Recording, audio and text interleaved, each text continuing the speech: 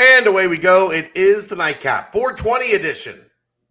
Right here on BearcatJournal.com. Brought to you, as always, by Galactic Fried Chicken. www.galacticfriedchicken.com to download the app for Android, iPhone, everything Galactic. And, I mean, I know it's too late now because they're closed, but it would have been a hell of a 420 spot if you're into that kind of thing. Just saying. Like, would have been good. I had radio and commitments and work all day, so it wasn't much of a holiday for me. But here we are. What a day for the Bearcats. Yeah, it's been quite a while since we had commitments on both sides there for football and basketball. Yeah, and the basketball one, like I had heard some rumblings that either today or tomorrow, and I told you guys this, like he was going to visit Butler, he was going to visit Cincinnati, and things were going to happen pretty fast from there. He visited Butler over the weekend. Rob Finney, obviously transfer point guard from Indiana. He visited there over the weekend, then came to Cincinnati yesterday, Monday and Tuesday. And I told you guys it was going to happen fast. Well, it happened fast. I was actually thinking it was probably, at least if there was a, call the staff and commit tonight, like it might take until tomorrow before it became public. But these transfers are a lot different than high school kids, right? High school kids are like, Coach, I'm coming to Cincinnati. I commit, and I'm gonna make my announcement public on Twitter in 83 days.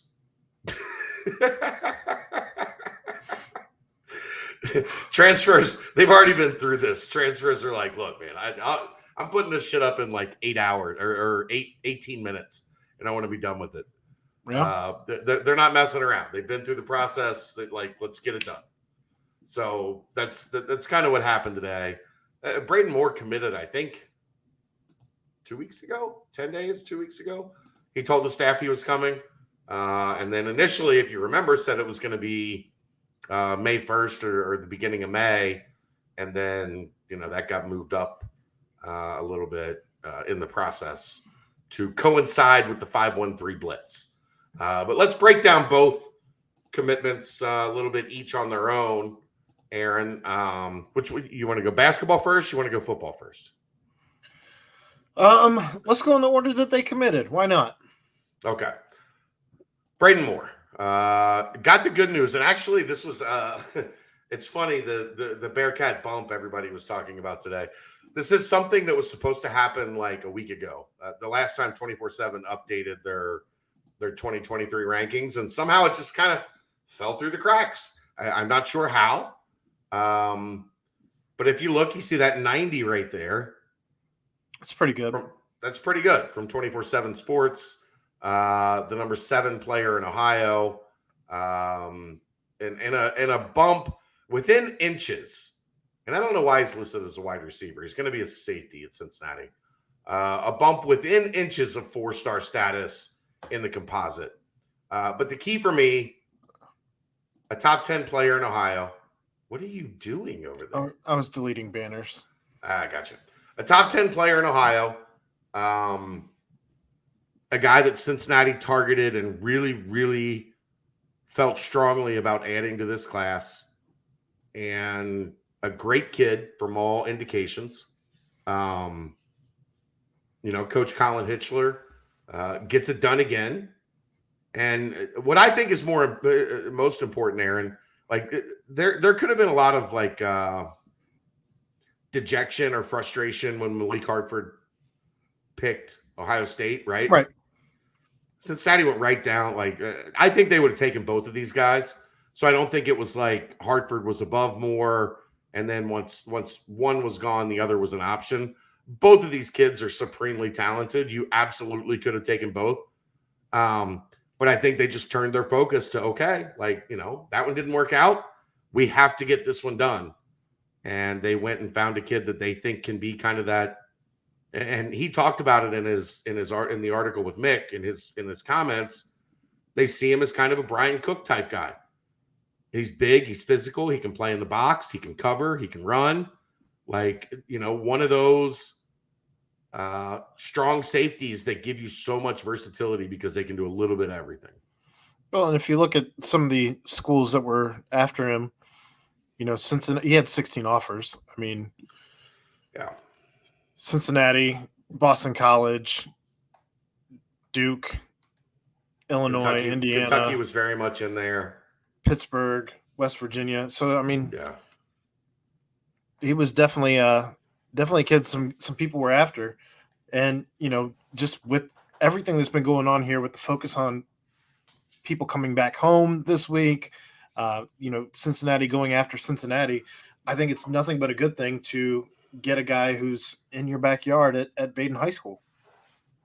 And I got a sense from talking to people, like there was a lot of people wondering, like, why hasn't this kid, like, why is his offer list not what it should be? And I think it's one of those things where, like, the Bearcats identified early and kind of like boxed out the competition. Like dibs, they called shotgun on Braden Moore. It's the best way I can put it, right? Like that, he's been to campus multiple times. He's a guy that got comfortable with the staff, felt like family. And Cincinnati kind of made it known, like, this is one that we have as a high priority. And when those kids aren't going to Ohio State, the odds are pretty good they're coming to Cincinnati now. We talked about this last night. Well, I think, I don't know, I guess. Unironically, we talked about this last night. Right. I don't know. It launches Cincinnati into the number 12 recruiting class in 2023 right now. And it's just crazy that Cincinnati has – I don't feel like we had this many at this point last year.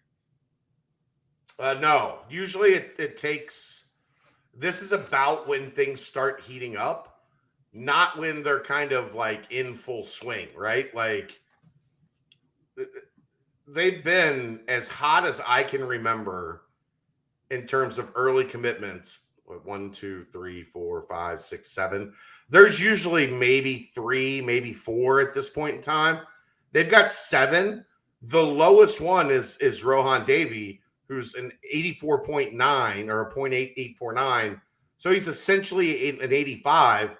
That's their lowest ranked recruit of the 7.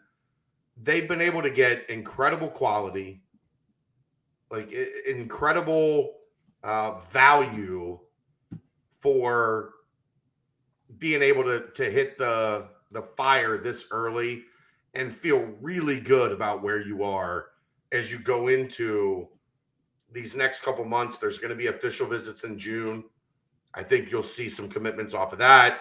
There's the camp circuit in June, where they'll get a couple, get a chance to get a look at a couple guys that maybe they're close on.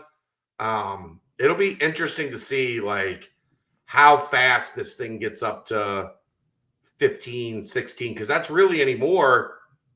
You got to start getting careful once you get above 15, 16, 17 kids. Right. Because you got to save room for transfers. You got to, like, leave yourself some wiggle room. They're at 7 strong right now. So 15 is only 8 away. Right? Like, this could happen over June and July. Fast. I guess one of the things I noticed too is I'm looking at the rankings here of the 11.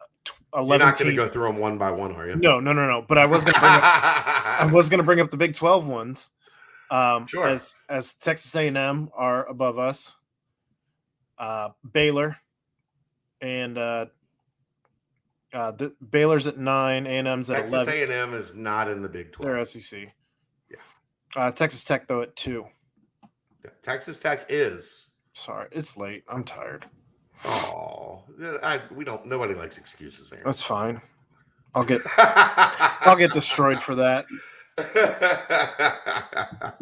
I'm just having some fun with you. You don't feel well. It's okay.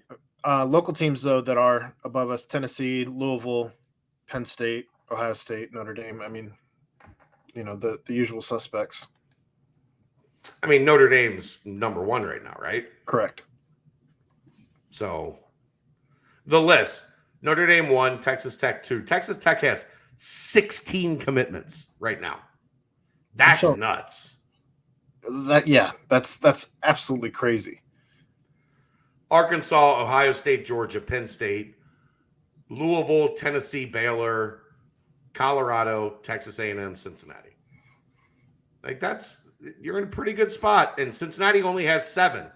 Colorado has 10, Baylor 9, Tennessee 8, Louisville 9, Penn State 9, Georgia 8, Ohio State 9, Arkansas 11, Texas Tech 16. So it isn't like this is I say that to point out it isn't like this is fluky, right? It isn't like Cincinnati just has jumped out ahead of the field. They've got 10, 11, 12 commits. You know, they're doing this with quantity, not quality. Well, you know what I mean. Quality, not quantity. Yeah. Backwards. Strike that. Reverse it. Yeah, reverse it. Average player rating higher than Colorado, right there with Baylor, right there with Texas Tech. So, you know, amazing start to the 2023 class. Continues with what is now the number 2 ranked player in the class for the Bearcats in Braden Moore. Basketball, jumping over real quick, Rob Phinisee makes his commitment to Cincinnati. The Bearcats beat out Butler, who wanted him pretty bad as well to start the Thad Matta era. He is a 5th year, so he's a super senior. He played 4 years at Indiana. Everything I've heard about this kid. And there's go look at Bearcat Journal. There's a thread on the basketball board from my guy, Jeff Rabjohns, who has known this kid since he was a freshman in high school. And he said that the kid's DNA is winner, right? Here's something for me, Aaron. I know we talked about the toughness and the defense with Rob Phinisee, right? Yeah. You know what this team really lacked last year? Both of those things? No, I'm going in a different direction, actually. Yes, both of those things. Yeah. Both of those things, yes. But also, someone with the game on the line coming out of the final media timeout said, I'm not fucking losing. I'm winning this game. And Rob Phinisee's got some of that to him. Like, he's hit game-winning shots at Indiana. He's made clutch plays. He's an outstanding on-ball defender, which is something I think this team lacked last year in terms of guarding the primary ball handler. You know, the guy trying to use the pick and rolls and get downhill to the rim. He just solves several winning aspects, I think is how I want to say it. It's how it's important to say.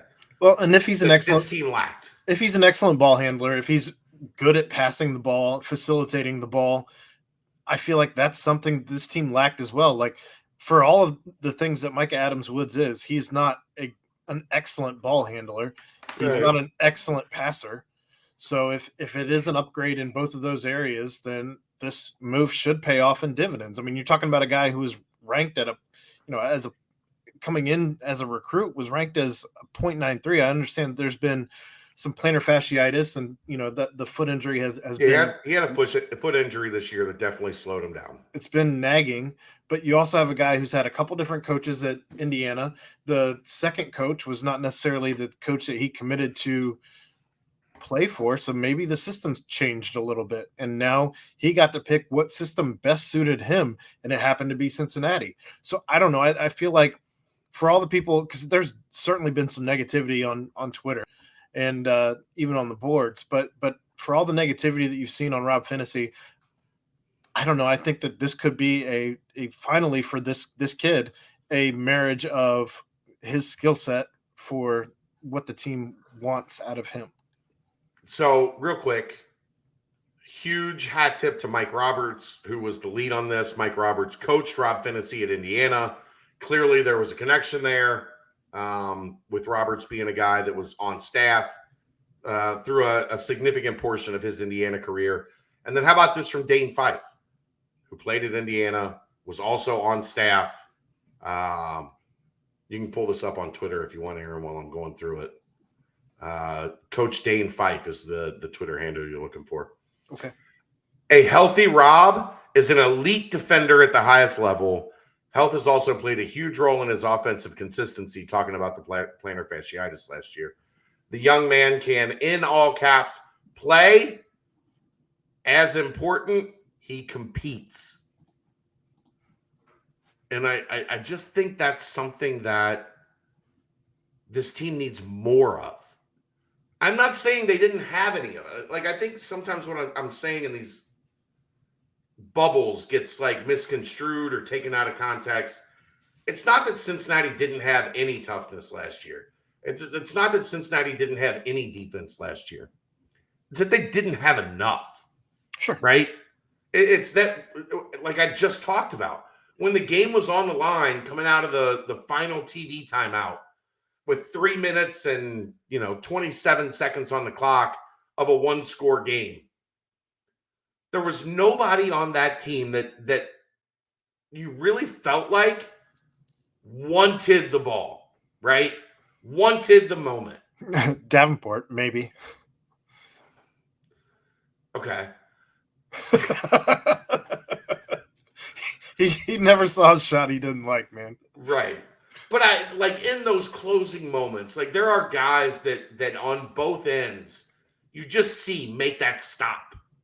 Like you're up 2 and they're trying to tie it in a back and forth game. And the guy digs in, gets a stop, you get fouled, now you're up 4. Like you didn't see enough of that last year when the game was on the line. And this is a guy that's going to play with confidence with the ball in his hand. He's done it in the Big Ten. He's won big games for Indiana as the guy with the ball in his hand. For me, like, bring it on. I think it's a very solid addition. So the only question remains, as you have now added Kalu, you've added Finney. What else does this staff? What else are they looking for? I think you try to swing for the fences on somebody that can get you some buckets. And I'll be interested. The Sean McNeil thing, I wonder if that maybe goes by the wayside with Finney. I was curious about that myself. The question I have there is here's my main question with Sean McNeil, given now with Finney and the roster construction. Mm-hmm. If you add Sean McNeil, mm-hmm. where do Daniel Skilling's minutes come from? That's a great question. That's why I'm not sure. That's why I'm not sure what else they're going after at this point. Because big picture, right? You're going into the Big 12. You know what you're going to need? You're going to need Dan Skilling's ready. Yep. As a sophomore to be impactful in the Big 12. If you sign Sean McNeil and Skillings gets shuffled down and goes from a guy that is maybe in that 15, 16-minute range as a freshman to a guy that's in the 6, 7, 8-minute range as a freshman, you know what you're going to be talking about this time next year? Daniel Skillings transferring out. Mm-hmm. So I'm curious about the McNeil factor now. I'm also curious about, I don't mind bringing in 2 one-year guys. I think with that third, you would, and this is not to say that it completely rules out another one-year guy. Sure. But I think if you had a perfect scenario, you would find a guy with 2-3 years, that could help when you jump into the Big 12 in 23-24. I'm almost curious to see if maybe they start looking back at big again and getting a guy that I don't think so. No? I don't think so. Okay. Maybe. I mean, I'm not ruling out anything. Like, you're going to swing for the fences. The question is, I don't know what fences you're swinging for with bigs. Yeah. Because there's so few of them that hit the portal and become available. And I guess the same thing could be said for Josh Reed at that point, as we just said about Daniel Skillings, where he's going to need to develop and you're going to want him getting those minutes. So those would, if you did get another big, any guy that you get at that 4 or 5 spot, you're cutting into Josh Reed minutes. And not just like if you get a 5, guess what? That means like Odie maybe plays more at the 4. Right. Or Ezekpe plays less at the 5 because now you went out and got a 5 and right. So like it's an interesting dynamic. Be very curious to see what their next move is. Yeah, I agree. Last move. Maybe. Who knows what happens? Now the roster looks different, right? Yeah. There's 2 guys added. Maybe it is, I think you're starting to see a lot of this now too as we remember, May 1st is, if you want a free year, if you want a free transfer, May 1st is the deadline, right? Mm-hmm. There might be some people making some irrational decisions right now because they're panicking without all the information. So it'll be interesting, these final, 11 days? Is there 10, 11 days left while the transfer portal is open? 10 days. 10 days. I don't think anybody leaves, but man, with the way this thing has gone so far, Jay Wright just retired. Jay Wright said, I've had enough of this shit. I'm out. So for me to act like I know what's going on the night that Jay Wright threw double middle fingers to the sport. Well, and kudos to him for gone, and Roy is gone. Kudos to him for going out the way that Roy Williams went out. He went out like you would expect Jay Wright to go out. Didn't need Aaron, this is a man that watched his team win a national championship, said, bang, quietly turned and walked to shake the hand of the opposing coach as if it was a, bye game that Villanova had won by 50 in November. They just beat North Carolina on a buzzer beater to win the national championship, and Jay Wright gave it one of these.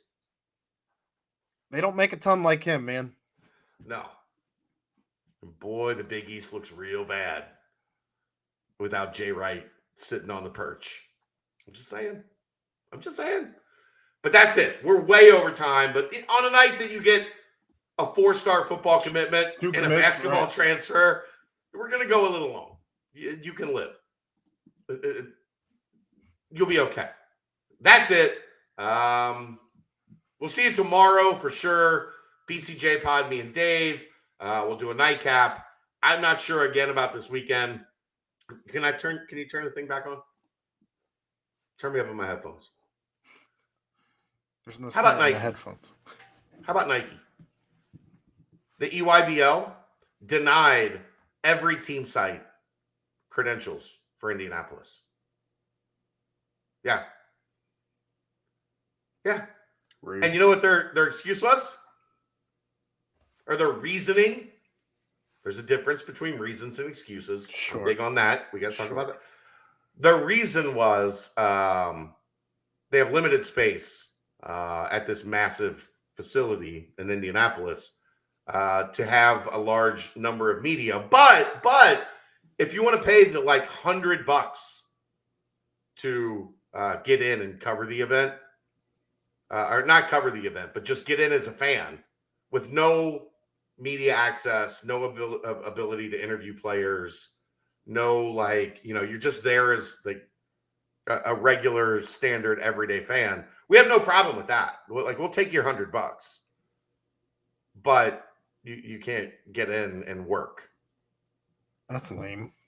Yeah, I'm not happy about it. I'm still going. Just paying $100. The job has to get done, Aaron. All right. You don't have to yell at me. I didn't charge you the $100. Venmo at Bearcat Journal is open if you want to cover the cost. Venmo, PayPal, whatever, at Bearcat Journal. You want to cover the cost of having to pay for admission at the EYBL in Indy. Unbelievable. We'll see you tomorrow night. It's the nightcap. Brought to you by Galactic Fried Chicken right here on BearcatJournal.com. See ya!